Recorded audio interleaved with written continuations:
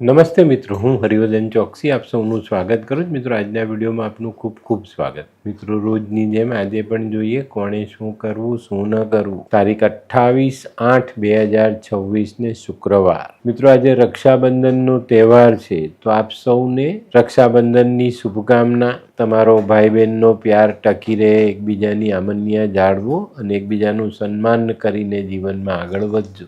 આજની પહેલી રાશિ મેષ રાશિ. મેષ રાશિવાળાએ આજે શું કરવું? મેષ રાશિવાળાએ આજે કોઈ અગત્યના કામમાં હાજર થવાનું હોય તો એ ચોક્કસ રીતે થજો, સમયસર જજો. શું નથી કરવાનું? મિત્રો, આજે દૂધ કે ભોજનનો બગાડ કરવો નહીં. આજના સહાયક દેવ માં લક્ષ્મી. વૃષભ રાશિવાળાએ આજે શું કરવું? વૃષભ રાશિવાળાએ આજે માં લક્ષ્મીની આરાધના કરવી જોઈએ.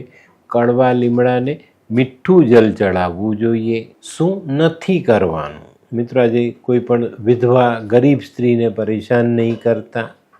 આજના સહાયક દેવ માં લક્ષ્મી. મિથુન રાશિવાળાએ આજે શું કરવું? મિથુન રાશિવાળાએ આજે ખાસ રક્ષાબંધનનો તહેવાર છે, તો બેન ભાણેજોની સેવા કરવી જોઈએ, એમને યોગ્ય ભેટ આપવી જોઈએ. શું નથી કરવાનું? મિત્રો, આજે આપણા ઘરનું વાસી ભોજન કોઈને જમવા માટે આપવું નહીં. આજના સહાયક દેવ માં દુર્ગા. કર્ક રાશિવાળાએ આજે શું કરવું? કર્ક રાશિવાળાએ આજે માં લક્ષ્મીની આરાધના કરવી જોઈએ.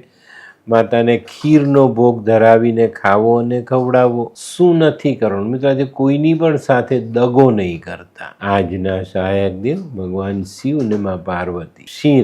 સિંહ રાશિવાળાએ આજે શું કરવું જોઈએ? સિંહ રાશિવાળાએ આજે નાની નાની કન્યાઓને ખડી સાકરવાળું મીઠું દૂધ પીવા માટે આપવું જોઈએ અને દૂધ પીવડાવ્યા પછી દક્ષિણા જરૂર આપજો.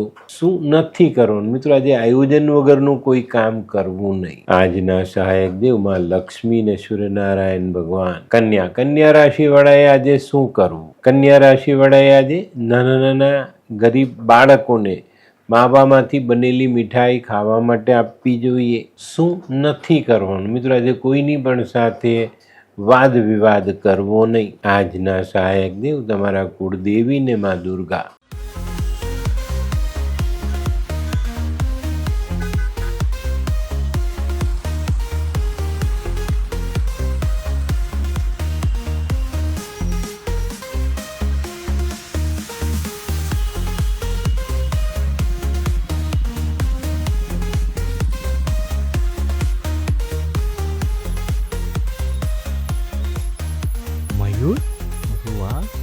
હે હાય મયુર. હાય, કેમ છે? બસ એકદમ મજામાં. પણ તું તારી તબિયત તો એકદમ ડાઉન હતી ને? હા દોસ્ત, આ પહેલાં મારી તબિયત ખૂબ જ ખરાબ રહેતી હતી અને ડૉક્ટરના મંતવ્ય પ્રમાણે મારે શું કરવું એ મને સમજાતું જ ન હતું. અને સૌથી વધારે તો પૈસાનું પણ પાણી થતું હતું દોસ્ત. પછી તે શું કર્યું? દોસ્ત, દવા ખરું કે દુઆ એની મને કાંઈ સમજણ નહોતી પડતી. અને ત્યાર પછી મારા જિંદગીમાં લાલ કિતાબ જેવો એક જાદુઈ ચિરાગ આવી ગયો ને, કે જેણે મારા જીવનમાંથી અંધકારને દૂર કરી નાખ્યો. અને એના સાયન્ટિફિક ઉપાયોથી આજે હું તારી સામે સ્વસ્થ થઈને ઊભો છું. અરે વાહ મારા દોસ્ત. ચાલ. શું માનવ જીવનમાં રોગ મહારોગ ક્યારે આવે એની જાણકારી લાલ કિતાબ દ્વારા મળી શકે છે? હા, જરૂરથી. 20 વર્ષ અગાઉથી આ રોગ મહારોગની જાણકારી મેળવી શકાય છે અને લાલ કિતાબના યોગ્ય ઉપયોગ દ્વારા તેમાંથી બચી પણ શકાય છે. તો બનાવી લો તમારી પોતાની લાલ કિતાબ. તુલા રાશિવાળાએ આજે શું કરવું જોઈએ? તુલા રાશિવાળાએ આજે પોતાના બેન ભાણેજોની સેવા કરવી જોઈએ, સફેદ ગાયની સેવા કરવી જોઈએ અને બેન ભાણેજોને ખુશ રાખવા માટે કોઈક સારી ભેટ એમને આપવી જોઈએ. શું નથી કરવાનું? મિત્રો, મફતમાં કોઈની પાસે કોઈ વસ્તુ લેવી નહીં. આજના સહાયક દેવ લક્ષ્મીનારાયણ ભગવાન. વૃશ્ચિક રાશિવાળાએ આજે શું કરવું જોઈએ? વૃશ્ચિક રાશિવાળાએ આજે પોતાની બહેનો સાથે મનમોટાવ નહીં કરવો જોઈએ, વાણીનો સંયમ ગુમાવવો નહીં જોઈએ. શું નથી કરવાનું? મિત્રો, આજે કોઈ પણ વડીલનું અપમાન નહીં કરતા.